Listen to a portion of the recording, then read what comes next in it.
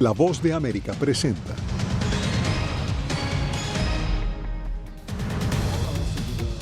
Preocupación y críticas desata propuesta del presidente Donald Trump de tomar el control de Gaza. Autoridades estadounidenses arrestan a más de 100 migrantes en Colorado. Los acusan de pertenecer al Tren de Aragua. Guatemala acuerda recibir a migrantes de cualquier nacionalidad que sean deportados por Estados Unidos. Y México inicia despliegue de los primeros 500 soldados de la Guardia Nacional en Tijuana para evitar aranceles de Washington.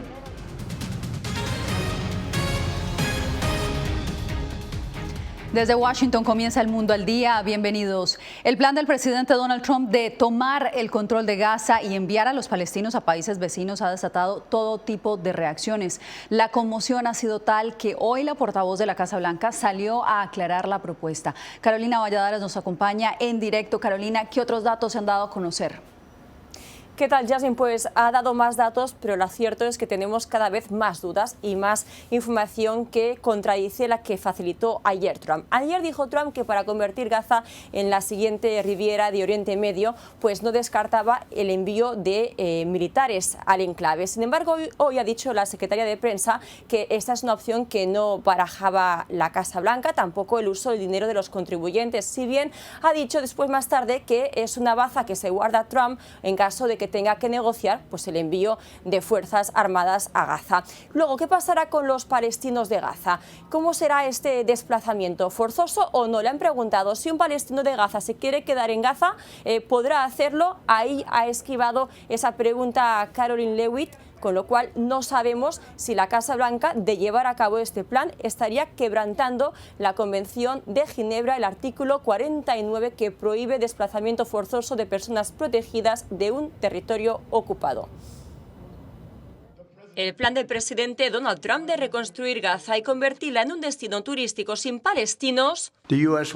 Estados Unidos se hará cargo de la franja de Gaza y nosotros también haremos un trabajo allí. Seremos dueños de ella y responsables de desmantelar todas las bombas peligrosas sin explotar y otras armas en este lugar, nivelar el lugar y deshacernos de los edificios destruidos. Ha generado diversas reacciones, en especial porque este plan quebrantaría el cuarto convenio de Ginebra de 1949 que prohíbe el traslado forzoso de personas protegidas en territorio ocupado. Es una incitación a cometer desplazamientos forzados, que es un crimen internacional, desplazamiento forzado y más desposesión. Y en el contexto de un genocidio que fortalecerá la complicidad en los crímenes que Israel ha estado cometiendo en los últimos 15 meses y antes. Es ilegal, inmoral y completamente irresponsable porque empeorará aún más la crisis regional. Al preguntarle si los palestinos que deseen permanecer en Gaza podrán hacerlo, la vocera de la Casa Blanca rechazó dar garantías. También dijo que la propuesta de Trump en principio no involucra a tropas estadounidenses, pero más tarde añadió que se guardaba esa baza como carta de negociación. Estados Unidos tiene que participar en este esfuerzo de reconstrucción para garantizar la estabilidad de la región para todos, pero no significa que hayan tropas en el terreno en Gaza ni que los contribuyentes estadounidenses financien este esfuerzo. Significa que Donald Trump, que es el mejor negociador del planeta, va a llegar a un acuerdo con nuestros socios en la región. Ha dicho Karoline Leavitt, la secretaria de prensa, que Trump confía en que tanto Jordania como Egipto acepten a los desplazados gazatíes. Sin embargo, ambos países se han negado por ahora a este plan de Trump. No obstante, podría tener lugar un margen de maniobra la semana que viene, puesto que tanto el rey Abdullah II de Jordania como el presidente al-Sisi van a estar aquí en la Casa Blanca y ambos se van a reunir con Donald Trump, así que tendremos que esperar y ver si cambian de postura. Carolina, pues le cuento que en Israel el plan del presidente Donald Trump para Gaza ha sido recibido con esperanza. Algunos lo ven como una salida tajante al conflicto, pero en Gaza, entre quienes viven en medio de la destrucción, el anuncio genera temor.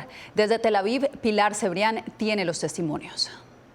La mayor parte del gobierno israelí ha aplaudido la propuesta de Trump. Incluso el ministro Gideon Sa'ar ha dicho que Gaza es un experimento fallido y que por tanto hay que analizar nuevas propuestas. También el principal líder de la oposición, Benny Gantz, ha dicho que Israel no tiene nada que perder con este proyecto. Y la población israelí también lo apoya. Una encuesta publicada hace muy pocos días muestra que el 80% de los encuestados creen que la expulsión de la población de Gaza sería en encontrar la solución definitiva a este conflicto.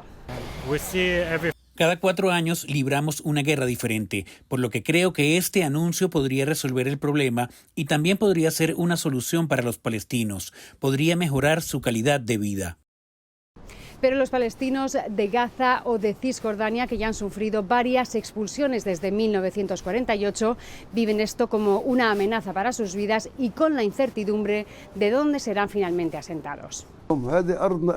Esta es nuestra tierra, hemos vivido aquí toda nuestra vida. Mi abuelo vivió 120 años en Palestina, nuestro país. Cuando nos expulsaron tuvimos que venir a la Franja de Gaza. Esa expulsión fue la más dura de mi vida. De momento, los países que según Trump tienen que realojar a los gazatíes, que son Jordania y Egipto, han dicho que la reconstrucción debe ocurrir sin que los gazatíes abandonen la franja. Jamás y la autoridad palestina han tachado esta propuesta de ridícula, según sus propias palabras, y la autoridad palestina también ha dicho que los derechos de los palestinos no son negociables. Veremos cómo este nuevo escenario afecta al alto el fuego, que ya está en su tercera semana. Pilar Cebrián, Voz de América, Tel Aviv, Israel.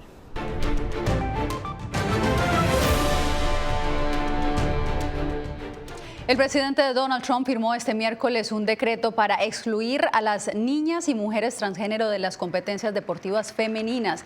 La medida ha generado fuertes críticas por parte de defensores de derechos de la comunidad LGBTI, quienes aseguran que esta decisión vulnera los derechos de una minoría. La medida ordena al Departamento de Justicia implementar la prohibición en escuelas y establece también revisiones de visados para atletas transgénero que lleguen a Estados Unidos a competir. Este miércoles, múltiples protestas contra el presidente Donald Trump se registraron en varios estados del país. Miles de personas se han manifestado contra varias de las políticas del mandatario, entre ellas sus esfuerzos por desmantelar el Departamento de Educación, al igual que la Agencia de Estados Unidos para el Desarrollo Internacional, USAID. Justamente este viernes se cumple la fecha límite para que miles de trabajadores federales, incluidos empleados de la CIA, decidan si renuncian o no, luego de que el gobierno les enviara una invitación a dejar sus cargos. Jaime Moreno estuvo en una de estas protestas aquí en Washington. Desconcertados, trabajadores, contratistas y colaboradores externos de la Agencia Internacional para el Desarrollo, USAID, protestaron en Washington por lo que consideran el desmantelamiento de la principal agencia de ayuda humanitaria. Cientos de miles de personas no recibirán medicamentos que salvan vidas. Morirán personas y eso será sangre en las manos de los estadounidenses. USAID financia programas de salud, alimentos y asistencia de emergencia en más de 100 países. Sin embargo, Elon Musk y el presidente Trump, en su apuesta por reducir el tamaño de las agencias del gobierno, han lanzado duras críticas contra USAID por patrocinar actividades que promueven la diversidad y la inclusión. USAID es un desastre. Lunáticos izquierdistas radicales. Tienen cosas que nadie creería. Todo con $100 millones gastados en quién sabe qué. Los manifestantes cuestionaron la manera en que ha procedido la administración Trump sobre USAID, cuya sede principal en Washington fue cerrada el fin de semana y tomó por sorpresa a los empleados.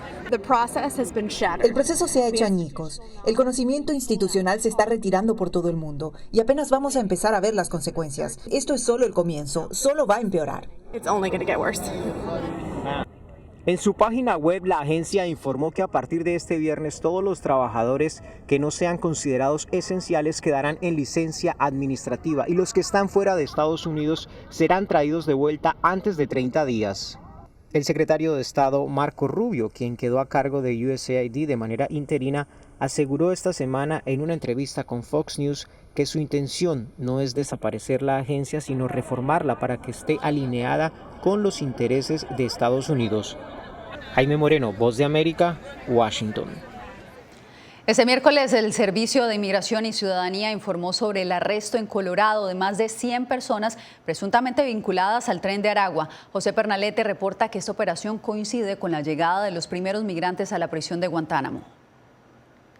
En una operación simultánea con varias agencias federales, el Servicio de Inmigración y Ciudadanía, ICE, por sus siglas en inglés, informó sobre el arresto en Colorado de más de 100 inmigrantes que presuntamente estarían relacionados con la banda transnacional Tren de Aragua. Sería mucho más fácil y mucho más seguro para nuestros oficiales y agentes si pudiéramos detener a estas personas en un entorno seguro. Este operativo ocurre horas después de que el Departamento de Defensa, así como la Casa Blanca, confirmaran el arribo de los primeros 10 inmigrantes criminales violentos al Centro de Operaciones Migratorias de la Estación Naval de la Bahía de Guantánamo en Cuba. Los primeros vuelos llegaron a la Bahía de Guantánamo ayer por la tarde desde El Paso. Había 10 miembros de la banda transnacional El Tren de Aragua en este vuelo. Recientemente, militares estadounidenses fueron despachados a esa base militar tras la orden del presidente Donald Trump. Tenemos 30.000 camas en Guantánamo para detener a los peores inmigrantes ilegales criminales que amenazan al pueblo estadounidense. Gobiernos de la región han rechazado el envío de inmigrantes hacia la instalación militar de Guantánamo. Ningún mexicano, ninguna mexicana va a ir allá bajo ninguna circunstancia. Desde que se dio la noticia, se envió a la Embajada de los Estados Unidos una nota diplomática. Constituye un acto barbárico. Es además una amenaza a la seguridad nacional de Cuba y de la subregión. José Perralete, Voz de América, Miami. A Tijuana, aviones de la Fuerza Aérea Mexicana trasladaron los primeros 500 agentes de la Guardia Nacional como parte del plan acordado entre los gobiernos de México y Estados Unidos para evitar la imposición de aranceles. Vicente Calderón nos informa. En 2 aviones de la Fuerza Aérea llegaron a Tijuana los agentes de la Guardia Nacional que pretenden detener el contrabando de fentanilo y la migración irregular hacia Estados Unidos. Estos 500 agentes forman parte de los 10.000 elementos militares que la presidenta Claudia Sheinbaum acordó desplegar en toda la frontera norte con tal de que el mandatario estadounidense Donald Trump posponga la aplicación de aranceles a las importaciones mexicanas. Sí van a servir sobre todo para contención migratoria. Este académico aplaude el acuerdo de la mandataria que da un mes al gobierno mexicano para enfocar su plan que pretende evitar definitivamente las tarifas con las que amenaza Trump. La mayor parte de la droga no cruza por los desiertos o las fronteras terrestres. Se refiere a que el fentanilo cruza principalmente escondido por los puertos de entrada, donde registran una disminución de los decomisos. La presidenta asegura que el reforzamiento militar en los 5 estados limítrofes beneficia a ambos países. No solamente es el acuerdo en términos de que disminuye el tráfico de fentanilo por la frontera de nuestro país, sino la seguridad en la frontera norte. En el norte ya había militares que apoyaban en el combate a la violencia desde el año pasado, pero esa estrategia también es cuestionada. Tijuana sigue siendo, en materia de homicidios, una de las ciudades más violentas. Varios activistas aseguran que México ya había logrado reducir la migración al norte por otras presiones del gobierno estadounidense. Se están jugando con su papel de muro de contención, eso sí es cierto que sí lo están logrando, por lo menos en las caravanas. Vicente Calderón, Voz de América, Tijuana. Seguimos la gira del secretario de Estado Marco Rubio, esta vez tras su paso por Guatemala, donde hoy tuvo una reunión con el presidente Bernardo Arévalo. Nuestra enviada especial Celia Mendoza nos acompaña en directo. Celia, cuéntanos en qué consiste la decisión del gobierno guatemalteco de recibir a migrantes deportados por Estados Unidos. Yasmín, esto es similar a lo que tiene Panamá activado con los Estados Unidos. Permitirá que el gobierno estadounidense en sus vuelos de deportaciones desde su territorio pueda traer a nacionales de otros lugares y ellos eventualmente serán repatriados. Pero también implica que los Estados Unidos estará pagando para que puedan tener vuelos de deportación de aquellos que entraron de manera irregular tratando de llegar a los Estados Unidos, frenando de esta forma la migración antes de que pueda llegar a la zona de Texas. Según el acuerdo de Tercer País Seguro anunciado este miércoles por el presidente Bernardo Arévalo, los deportados por Estados Unidos y aquellos migrantes que usan el país en su camino al norte serán retornados a sus países de origen a expensas de Estados Unidos. Guatemala es y seguirá siendo un socio con Estados Unidos. Un socio para abordar los problemas que como región afrontamos, pero también un socio para avanzar en construir sociedades más dignas y con mayores oportunidades de desarrollo. En esta época nos corresponde enfrentar juntos los grandes retos del siglo XXI, entre los que se encuentra la migración, la seguridad fronteriza y el combate al crimen transnacional. Asimismo, se establecerá una fuerza de control fronterizo en la zona este del país y se han comprometido a aumentar en un 40% el número de vuelos de deportados que reciben con guatemaltecos y ciudadanos de otras nacionalidades. La migración es una prioridad de la administración Trump y una prioridad en este primer viaje al extranjero de Marco Rubio como el líder de la diplomacia estadounidense.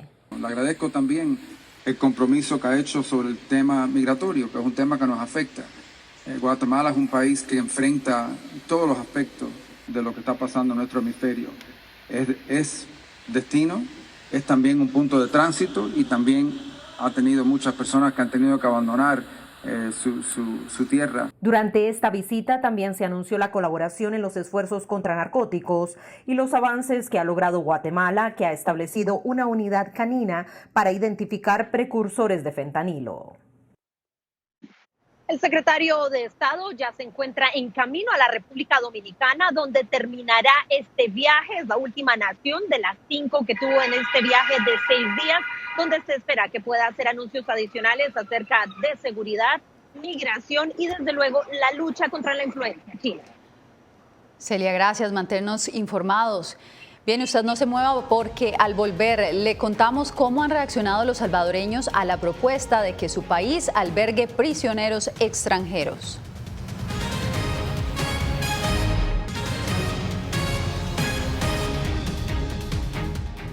La oferta del presidente Nayib Bukele de recibir a deportados de Estados Unidos para encarcelarlos en la mega prisión Secot ha generado sorpresa y preocupación en El Salvador. Veamos los testimonios que recogió Raquel Herrera. La posibilidad que El Salvador reciba a criminales de otras nacionalidades para recluirlos en la cárcel de máxima seguridad ha despertado rechazo entre organizaciones defensoras de derechos humanos que aseguran que, de concretarse, se convertiría en una colonia penal transnacional. Nosotros lo consideramos como un posible Guantánamo, ¿verdad? Versión centroamericana. Sin embargo, hay quienes consideran que la idea podría traerle réditos a El Salvador, tales como negociar beneficios migratorios para los salvadoreños a cambio de recluir a criminales deportados de Estados Unidos o percibir un pago sustancial del gobierno estadounidense. Beneficia también para que los impuestos que se invertían, por decirlo de esta manera, para darle sostenibilidad a la cárcel de máxima seguridad y a la alimentación de los presos, sea suplantada por un apoyo económico de Estados Unidos, y eso se puede focalizar en otras aristas. Aún así, organizaciones defensoras de los derechos humanos en El Salvador señalan que el sistema penitenciario no reúne las condiciones para albergar a presos de otras nacionalidades, y más cuando hay señalamientos de violaciones sistemáticas a los capturados. Exponer a otros ciudadanos a esto, crear acuerdos para enviar personas a centros penales donde sus derechos mínimos no van a ser respetados. El Centro de Confinamiento del Terrorismo, donde Bukele ha ofrecido enviar a criminales de otros países, actualmente alberga a más de 14,000 presuntos miembros pandilleros y tiene una capacidad para 40,000 presos. Raquel Herrera, Voz de América, San Salvador. Organizaciones de derechos humanos también alertan sobre los riesgos que implica esta decisión. Laura Sepúlveda nos informa que hay temor de posibles violaciones a los derechos humanos en medio de una situación ya crítica de sobrepoblación y supuestos abusos dentro del sistema penitenciario salvadoreño. No es diferente a nuestro sistema penitenciario, excepto que sería mucho menos costoso y tendría un gran efecto disuasorio. Organizaciones internacionales difieren con el presidente estadounidense ante su lectura de la posibilidad expuesta por el mandatario salvadoreño de admitir únicamente a criminales convictos, incluidos ciudadanos estadounidenses. Es un sistema penitenciario que ya está hacinado, que tiene condiciones insalubres, en donde hemos podido documentar casos no solo de torturas y malos tratos a manos de guías penitenciarios, sino también a manos de otras personas detenidas. Y frente a la deportación de miembros de pandillas, están vinculadas con los acuerdos que él hizo cuando era alcalde de San Salvador con algunos de estos líderes de pandillas que hoy en día están cumpliendo condenas en Estados Unidos. Genera importantes preocupaciones en torno a la seguridad de estas personas si fueran transferidos. Si tenemos el derecho legal de hacerlo, lo haré de inmediato. Pero podemos llegar a acuerdos para sacar a estos animales de nuestro país. Ante lo que organizaciones también reaccionaron. Si son ciudadanos estadounidenses, no podrían ser llevados a una prisión de El Salvador. Eso sería ilegal. Pero si alguien está aquí en condición de indocumentado o si no tiene papeles en regla, podría ser objeto de esta medida. No veo ningún tipo de veeduría ni institucional ni independiente que pudiera dar garantía no solo de los derechos humanos de estas personas que sean deportadas, sino de los miles de personas que están hoy detenidas en El Salvador. Aparte de los detalles legales, están por discutirse los costos que asumiría Estados Unidos de avanzar en este aspecto. Laura Sepúlveda, Voz de América. Ecuador bajo presión. El presidente Noboa enfrenta duras críticas por delegar el poder a su vicepresidenta para hacer campaña.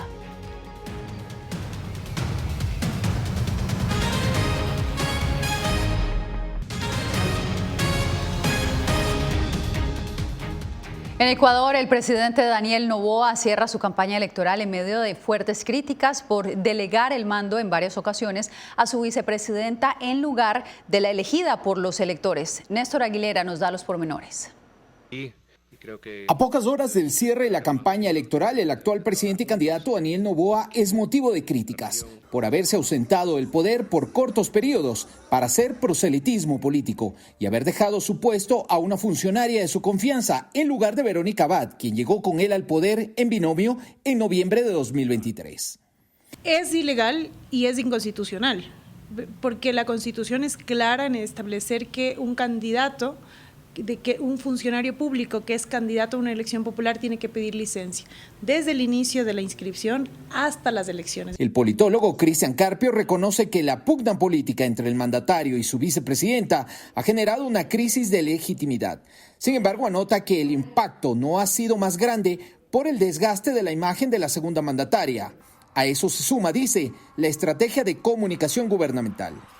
Por ejemplo, a la par que la Corte Constitucional sacaba justamente su sentencia, su decisión, el presidente arremetió contra México, interpuso nuevos aranceles. Carpio se refiere a una reciente sentencia del máximo órgano constitucional que anuló decretos con los que Noboa delegó el poder durante 3 días por semana. Tras la decisión, el gobierno interpretó que sectores de oposición querían que la segunda mandataria asumiera el cargo de Noboa. Verónica Abad. Pero lo que querían, y esto es lo importante, lo que querían era con estas demandas sentar a la señora Abad en la silla de la presidencia. Y ni siquiera la Corte se los permitió. Las más recientes encuestas dan como favorito al actual gobernante junto con la candidata de izquierda Luisa González. Néstor Aguilera, Voz de América, Quito. Hacemos una nueva pausa y ya volvemos con más aquí en El Mundo al Día.